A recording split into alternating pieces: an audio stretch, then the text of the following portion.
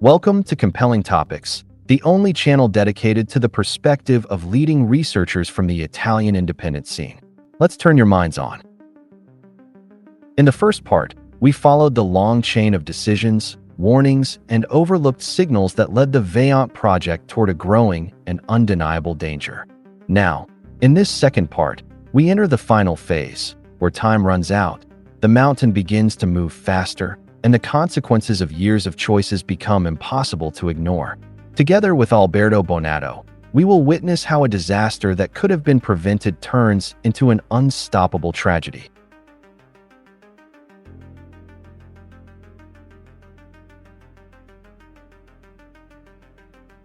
On November 4th, 1960, with the lake at 560 meters, a landslide of about 700,000 cubic meters of rock detached from Monte Toc. A front almost 300 meters wide fell into the reservoir, causing a large wave. Fortunately, there were no casualties, but the event produced an even more disturbing effect. As the landslide slid into the lake, a long fissure became clearly visible in the ground, a split forming an M-shaped pattern about 2.5 kilometers long. It was an impressive fracture, made even more unsettling by the fact that the line in the ground almost perfectly matched the profile of the landslide that would detach 3 years later, on October 9, 1963. Yet after the tragedy, some would claim it was impossible to imagine. The reality is that a landslide had already fallen into that lake, and there were no victims purely by chance. Fear spread quickly.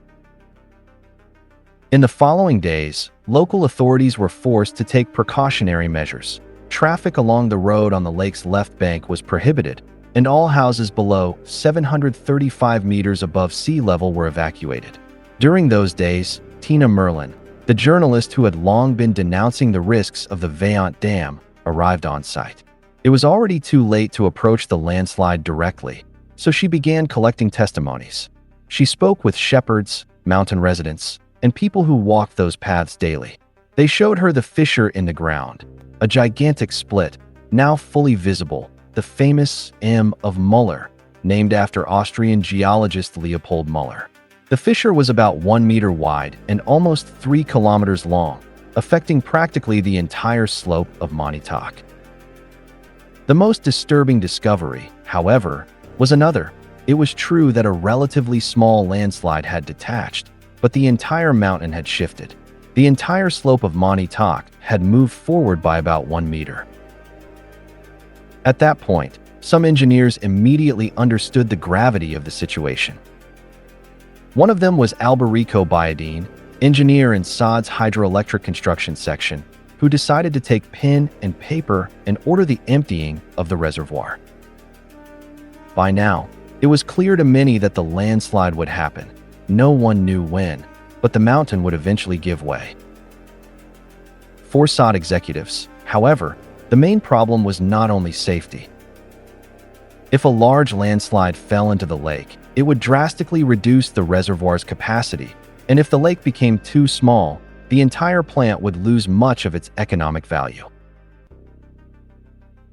It was therefore necessary to find a solution that allowed the plant to continue operating even if the landslide occurred. At that time, the movement of the landslide seemed to have slowed down, but Carlos Semenza knew why. Winter had just passed, and the cold had temporarily stabilized the mountain. The real problem would come with the warmer months and the renewed filling of the reservoir. Semenza wrote clearly in his personal notes, "After so many fortunate works, this time he faced something that seemed completely beyond human control." For the first time, the designer of the dam truly realized the danger looming over the inhabitants of Urdo, located about 50 meters above the maximum level of the artificial lake. A few days later, during a SOD engineers meeting, a fundamental fact was recognized. The rock of Monte Toc did not repel water, but absorbed it like a sponge. For this reason, it was decided to begin lowering the water level in the artificial reservoir. A few months later, between August and September 1961, SOD conducted a new experiment. For steel piezometer tubes were inserted into the ground on the left bank of Monte Toc, down to a depth of 221 meters. The goal was to determine whether the landslide was superficial or deep. If the tubes had broken, it would have meant the landslide was superficial. If they remained intact, it would indicate that the sliding plane was much deeper. During the tests, only one of the 4 tubes broke, while the other 3 would remain intact until the night of October 9, 1963, when the mountain finally collapsed. However, SOD was in a hurry. Ministerial authorizations arrived slowly, so the company decided to begin work anyway, confident that official permission would come later, as always. On October 17, 1961, the Ministry of Public Works Commission returned to Vajont for the 5th official inspection. Once again, the final report was optimistic. Geologist Pinta admitted the existence of the large 2,500-meter-long fissure, but claimed there was not enough evidence to demonstrate a true mass movement. According to him, the landslide would involve only the first 10 to 20 meters of soil and would slide slowly. In other words, no real danger. Unfortunately, in the meantime, many engineers had begun to change their minds. Among them was Carlos Semenza. However, on October 31, 1961, at the age of 68, the designer of the Vajont Dam died. He managed, just days before, to see the authorization to raise the water level to 655 meters. About 6 months later, on April 20, 1962, Giorgio Dal Piaz also passed away. With Semenza's death, responsibility for the work passed definitively to engineer Alberto Bonato, his deputy, assisted by the site manager Pansini. Bonaton's first decision was to seek a compromise with the Ministry of Public Works. In practice, the state stopped sending the inspection commission to Vajont. From that moment on, SOD would practically monitor itself, only sending periodic reports if necessary. The ministry enthusiastically accepted raising the water level to 655 meters on January 13, 1962, and SOD took advantage of this to renew its request to reach 680 meters. Meanwhile, the earthquake tremors did not stop. In the villages of Urdo and Casso, between February 15 and 28, 5 medium-intensity tremors were recorded. A report was sent to SOD, but Director Alberto Bonato deleted references to these earthquakes from the final report on 2 occasions. It was simple. When a problem threatens to interfere with million-dollar plans, just cross it out, and it seems to disappear. But if the problem exists, erasing it on paper does not eliminate it.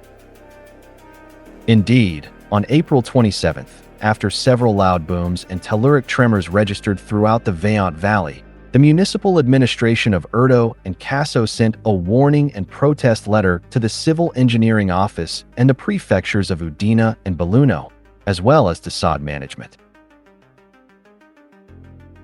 Before the letter even arrived, On April 29th, new and stronger booms and tremors were recorded. The municipal administration sent another communication, stressing that the population was increasingly worried about what was happening near the plant. As the lake levels changed, the earthquakes intensified, even damaging houses near Urdo and Casso. The new Carabinieri barracks were also damaged, prompting a letter to the prefecture. The prefecture asked the civil engineering office for an explanation, which replied with the only available assessment, that of engineer Dal Piaz from the 1930s. At that time, the law did not require dam builders to conduct in-depth geological investigations. Despite all this, on May 3, 1962, SAD sent another request to the Ministry of Public Works to raise the reservoir level to 700 meters above sea level. The request claimed that the landslide movement on Monte Toc was slowing, as shown by the diagrams of the last 4 months, and that the situation was considered reassuring. In reality, raising the water to 690 meters did not strongly accelerate the landslide. But why the hurry? As often happens, the answer was economic.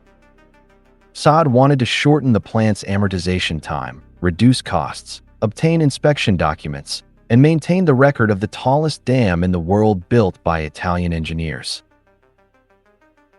It took a month before the Civil Engineering Office of Udine responded to the municipalities of Urdo and Casso.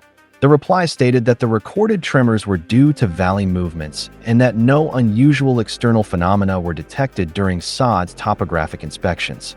In other words, the ground shook almost daily, but according to them, there was nothing to worry about. In 1962, the final results of the tests conducted by the University of Padua were delivered. The conclusions were fairly reassuring. They did not rule out a future landslide, but stated that if the water level stayed below 700 meters, the wave generated should not exceed the height of the dam.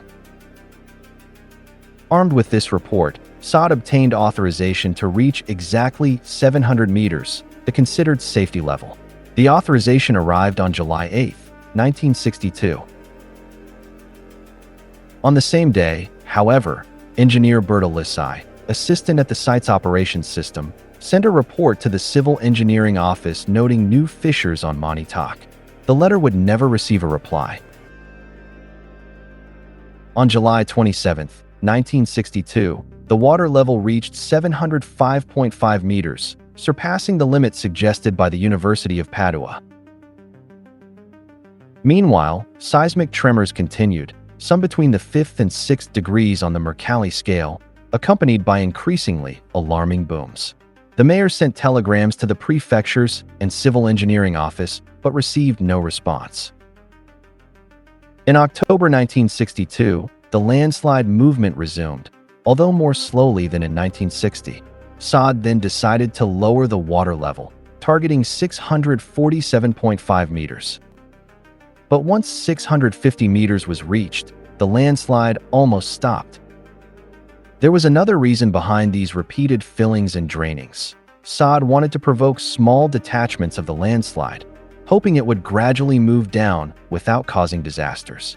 In practice, the company decided to manage the problem alone, without truly informing anyone. On December 12, 1962, a law published in the official gazette established ENEL, beginning the nationalization of electricity production in Italy. For SAD, this meant transferring all plants to the state. To do so, the Vajont Dam needed a full reservoir for the inspection certificate. On March 14, 1963, by decree of the President of the Republic, SAD was transferred to ENEL. In reality, however, the personnel remained the same. SAD engineers simply became ENEL technicians. The problem was that ENEL was not fully informed about the danger of Monte Toc. On July 26, 1963, ENEL took over the plant as operational, although inspection was still incomplete. Meanwhile, on March 20, 1963, Another request was submitted to the Ministry of Public Works to raise the water level from 700 to 715 meters, 15 meters above the safety threshold indicated by studies. The ministry approved within 10 days. The water quickly rose to 710 meters. The earthquakes continued, growing stronger. On September 2, 1963, the most intense tremor occurred just 1 month before the disaster. On September 14, 1963, a new enormous fissure opened on Monte Toc. Instruments recorded a sudden landslide movement of 22 centimeters. Trees began to tilt toward the valley. It became clear that the landslide was a single, gigantic mass. Nothing could be ignored anymore. At the end of September, it was decided to lower the water below 700 meters, but the landslide continued to move. The more the water was removed, the faster the mountain slid. On October 8, 1963, instruments recorded a displacement between 57 and 63 centimeters in a single day. The landslide was now failing. On October 9, 1963, at 10:39 p.m., the entire flank of Monte Toc collapsed. 260 million cubic meters of rock plunged into the lake. A wave over 250 meters high was generated.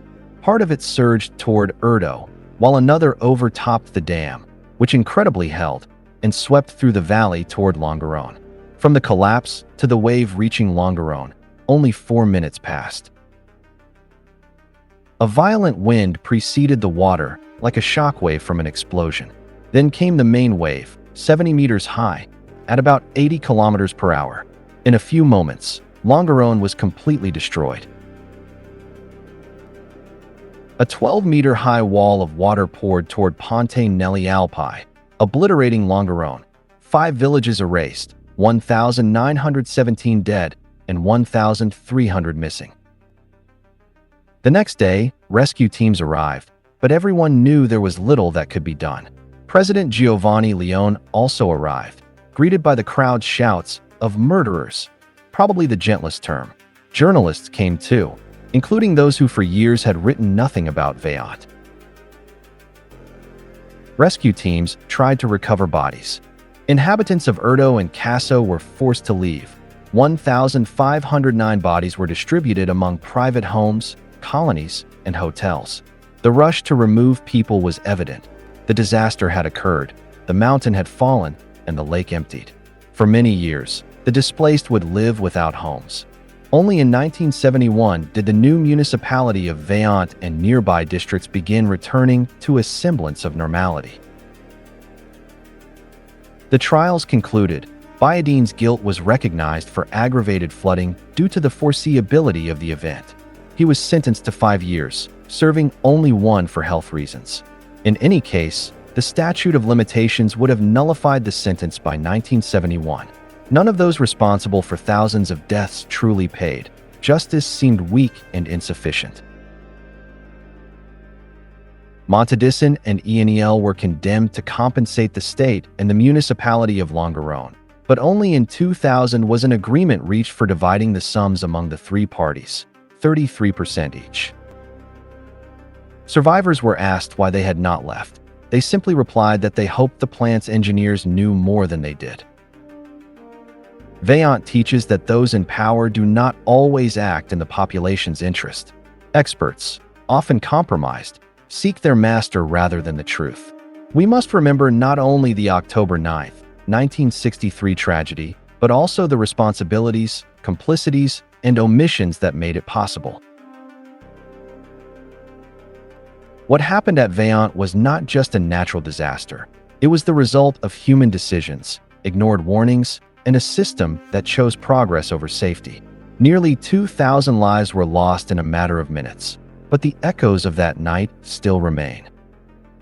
See you next week with Anatomy of a Disaster, here on Compelling Topics. I went to a funeral, but they were making love.